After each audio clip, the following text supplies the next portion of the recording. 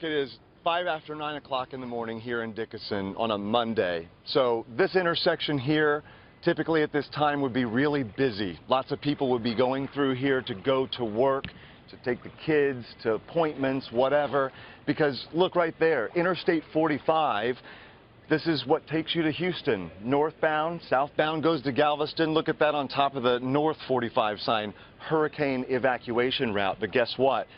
Interstate 45 northbound is covered in water. You can't even get to Houston from it. And when you walk through here, you just really get a sense of how deep the water is and how widespread this is when we are some 27 miles from Houston. And you see the pictures coming out of the metro area itself, and then all the way here, much of the same scene. Boats crashed into trees. You have a number of first responders that, of course, have just taken off here, and they are, oh, there's one right now. See, look, the boat over there. We've got 3 of them, look. So what you're seeing is those aren't first responders, it doesn't look like. Those are members of the community, volunteers who answered the call for help because there were so many calls.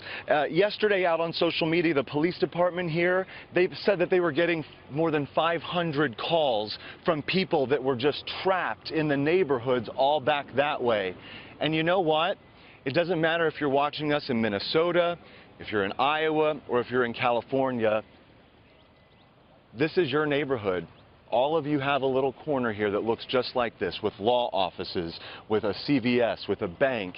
And these roads are like rivers. So those boats are volunteers.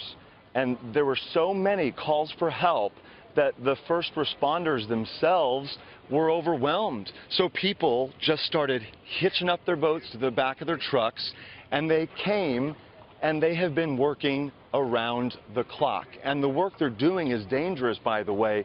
Back there are cars that are totally submerged. You can't even see them. And my photojournalist earlier went out with one of these crews, and he was talking about how you can easily run aground and do some serious damage. So people here are going door to door. They're listening for signs of life. They're listening for cries for help. And they're pulling people to safety and getting them to a nearby shelter or linking them up with family. And you stand here, you see it, but it almost doesn't even register. Your mind almost can't even comprehend it. And I've covered a whole lot of disasters.